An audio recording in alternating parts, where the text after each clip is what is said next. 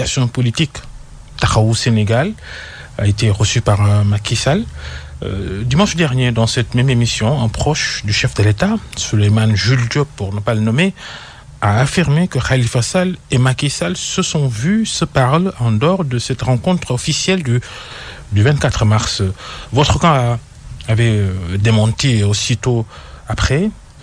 Cela suffit-il pour dissiper le doute sur l'existence de cette rencontre? Non pour certains.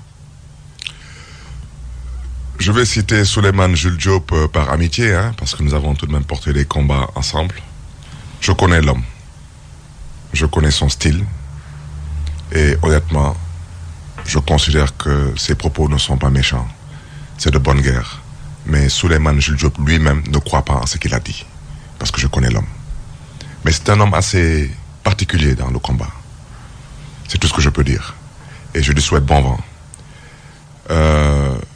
Au passage, lui dire que la diaspora considère tout de même qu'il a trahi. Parce qu'on était ensemble dans un même combat. Et ce n'était pas un combat pour un mutisme total. C'était un combat de valeurs, de principes, de convictions et d'ambition pour le pays qui nous a vu naître et grandir. Mais l'histoire retiendra. Quant à Khalifa Sall, ce que je peux vous dire, Khalifa Sall est d'abord un homme avec une trajectoire politique bien précise. C'est un homme qui a une expérience, un vécu, une expertise politique que je ne peux pas, moi, aujourd'hui, comme ça, remettre en cause et dire que je me permets de juger Khalifa Sall. Quand il est allé au palais pour rencontrer le président Macky Sall dans le cadre de la lutte contre le Covid-19, j'étais le seul membre de l'entourage de Khalifa Sall qui n'était pas d'accord, le seul. Parce que je considérais d'abord que Macky Sall n'était pas dans une démarche sincère, et jusqu'à présent c'est mon intime conviction. De la même façon que je ne suis pas d'accord, et je n'ai jamais été d'accord pour que Khalifa Sall marque son accord pour aller au dialogue politique et national, parce que ça ne donnera absolument rien du tout, à part permettre au président Macky Sall de gagner du temps et de continuer à berner les Sénégalais. Et la preuve, la suite de ce dialogue politique, on la connaît tous. Ce n'est rien d'autre qu'un vulgaire deal sur le dos du peuple sénégalais pour bien sûr se projeter vers l'horizon 2035.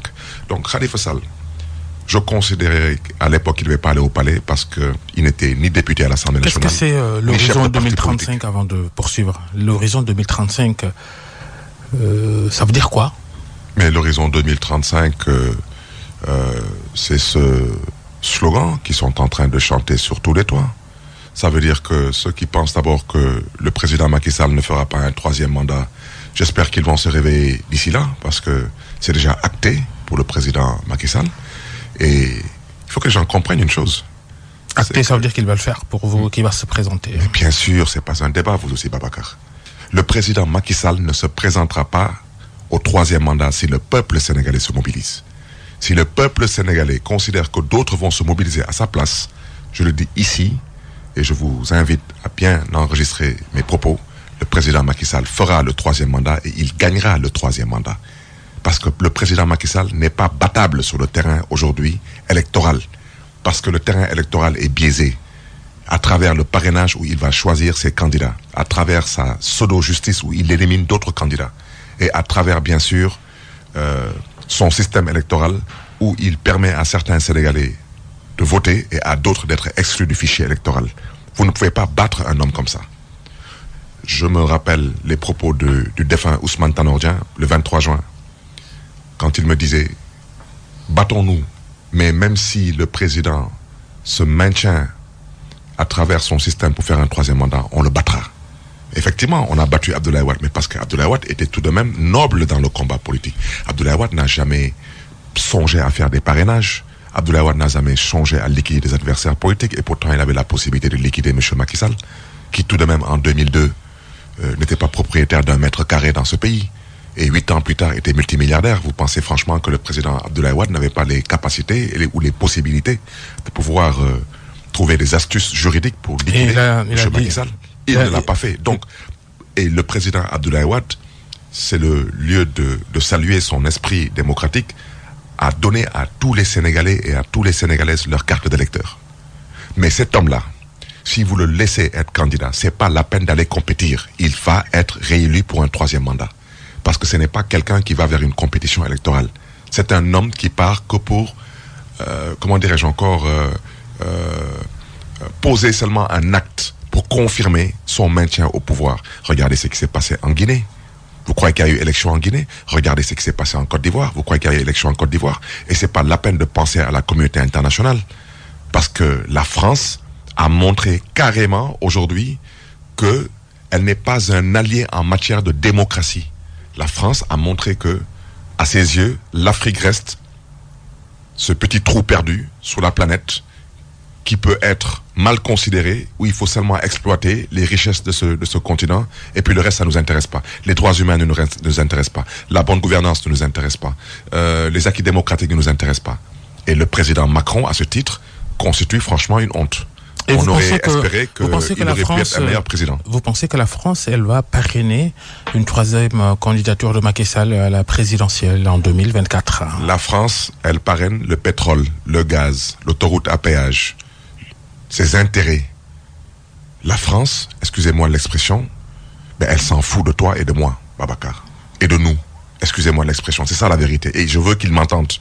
Parce qu'il faut qu'ils comprennent aussi qu'il y a une génération qui viendra. Et cette génération, elle sonnera à la fin de la récréation. On est tout de même au 21e siècle. Il faut que la France se réveille. L'esclavage, c'est fini. La colonisation, c'est fini. La posture de la France, elle est honteuse. Honteuse en Côte d'Ivoire. Honteuse en Guinée. Mais honte à la France. Et honte au président Macron. Nous méritons mieux que ça de la France. Sans nous, il n'y aurait pas de drapeau français. Sans nous, il n'y aurait pas la Marseillaise. Aujourd'hui, tout de même, n'insultez pas notre intelligence. Il n'y a pas eu d'élection en Guinée. Il n'y a pas eu d'élection en Côte d'Ivoire. Et vous ne comptez pas non plus dire au président Macky Sall d'organiser des élections au Sénégal. La même France, la même Union européenne, quand ils n'ont plus voulu de coup d'État en Afrique, ils ont été clairs. Ils ont dit, on ne va plus reconnaître de régime issu de coups d'État militaires. Et les coups d'État militaires ont arrêté. Le jour où la France et l'Union européenne diront d'une seule voix, on n'accepte plus de reconnaître des gouvernements issus de tripatouillage constitutionnel. Ces vulgaires dealers que nous avons à la tête de nos États, ils vont arrêter de tripatouiller nos constitutions. Mais à quoi bon se battre si vous vous avouez déjà vaincu par un Macky Sall, selon vos certitudes, qui va se représenter, et pour reprendre vos propos, qu'il va gagner s'il se représente pour obtenir un troisième mandat? À quoi bon se battre alors, Barthélémy Diaz, quand on est dans l'opposition, comme vous et les autres? Babacar, ça fait aujourd'hui presque 3 semaines que je suis sur le terrain politique. Je marche tous les jours dans les rues de Dakar. Je rentre dans les communes, dans les quartiers. Et je parle aux Sénégalais, particulièrement aux Dakarois. Et je n'ai qu'un seul discours, c'est mobilisez-vous. Parce que vous n'avez pas de choix. Mobilisez-vous. À quelle fin? Mais il faut que le président Macky Sall comprenne que tout a une fin dans la vie. Son cirque, il a assez duré. Je vous donne un simple exemple. Aujourd'hui, est-ce que vous pensez que c'est normal des appels à manifester s'il se représente? Je demande aux populations de commencer à se préparer. D'abord, dans le cadre des élections locales. Nous exigeons des élections locales. Nous ne demandons pas des élections locales, nous les exigeons. Et ensuite, ces élections locales, je l'ai dit, je l'ai indiqué. J'ai dit que le président Macky Sall, à défaut d'avoir un troisième mandat, parce que si le peuple sénégalais se lève, je vous dis, il ne forcera pas. Il n'est pas fort, il n'est pas courageux, il n'a pas de parti, il n'a pas de coalition. Et il le sait, il en est conscient. Ah si, quand même. Non, vous savez, il y a une différence entre une coalition de leaders politiques à la tête de dynamique politique. La logique de l'addition, déjà son propre capital, le ralliement de Idrissa Seck, deuxième de la dernière présidentielle. Et il y a une différence. Avec près d'1 million de voix. Et il y a une différence entre des dealers qui se réunissent et qui veulent escroquer l'intelligence des Sénégalais. Dealer Idrissa Seck aussi, pour vous? Non, que vous aviez déjà soupçonné depuis trop longtemps de... Permettez-moi de ne pas citer certains noms, parce que vous savez, je considère que faut citer des gens par respect. Vous l'aviez pointé déjà.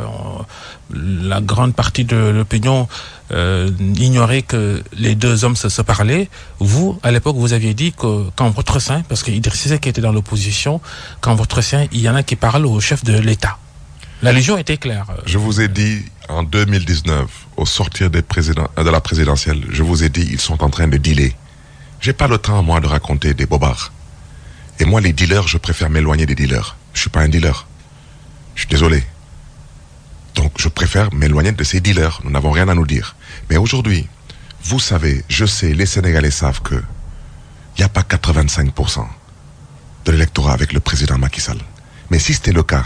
Il l'a dit vendredi. Mais je vous pose la question. Qu'avec son alliance avec Idrissa Seck, il est à 85% ils de l'électorat. Ils n'ont pas d'alliance, ils ont un deal. Ce sont des dealers. Vous comprenez-vous d'ailleurs dans cette addition déclamée par Macky Sall à quelle fin, puisque pour beaucoup, ou pour certains, il est à son dernier mandat. Pourquoi, selon vous, il veut engranger des additions de suffrage comme ça?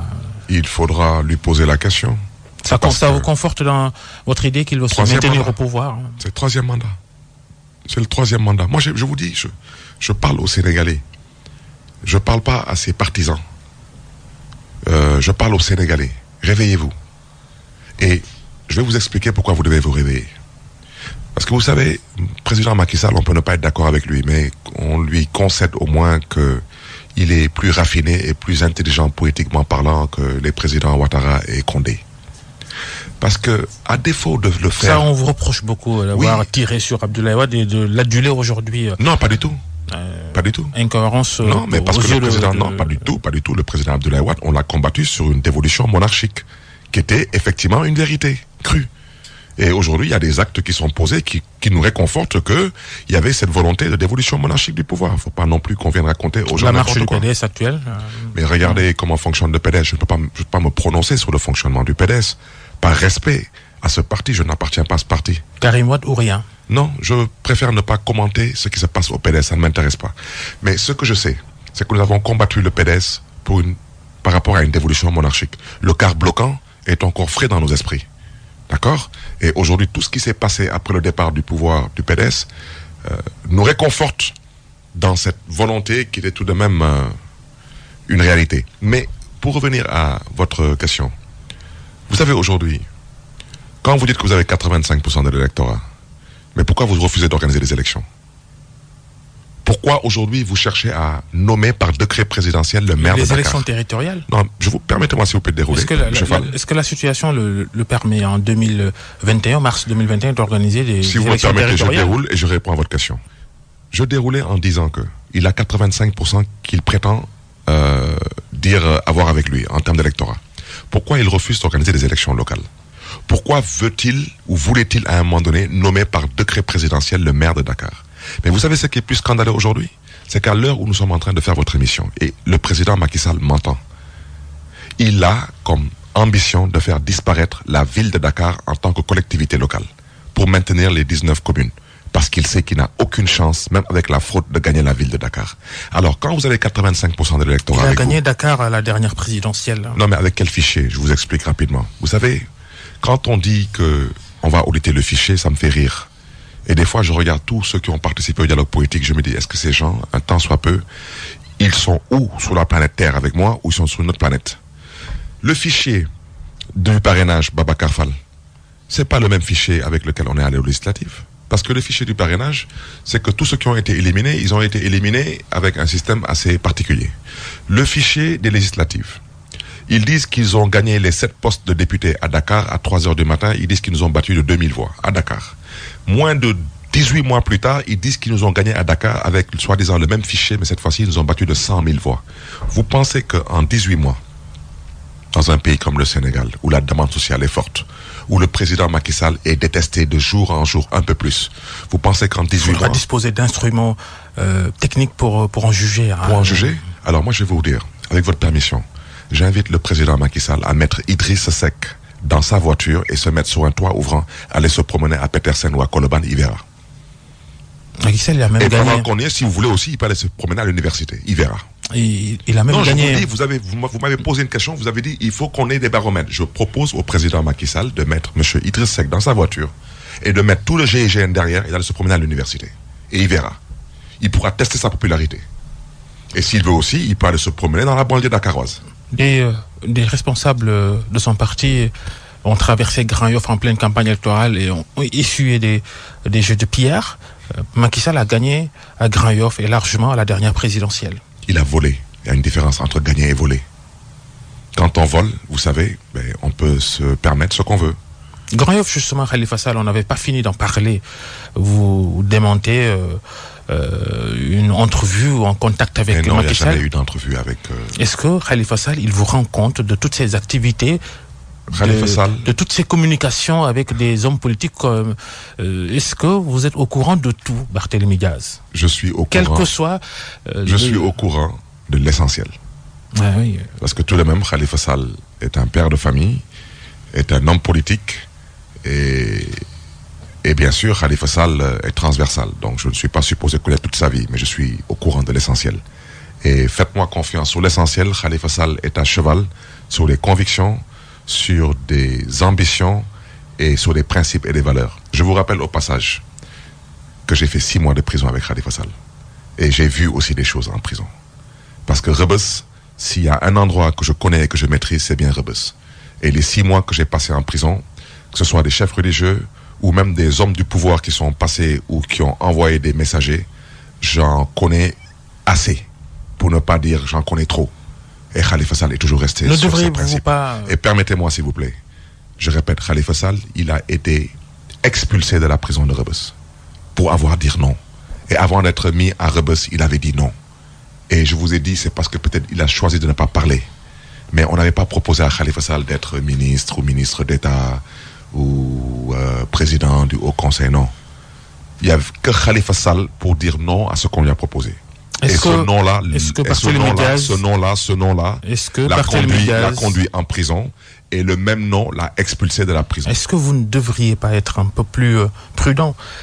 Certains de vos camarades, comme Babacar Tchoiba, parmi les plus proches de Khalifa Sall, il a reconnu vendredi soir sur TFM qu'au moins des médiations sont menées pour rapprocher les deux hommes, Macky Sall et Khalifa Sall.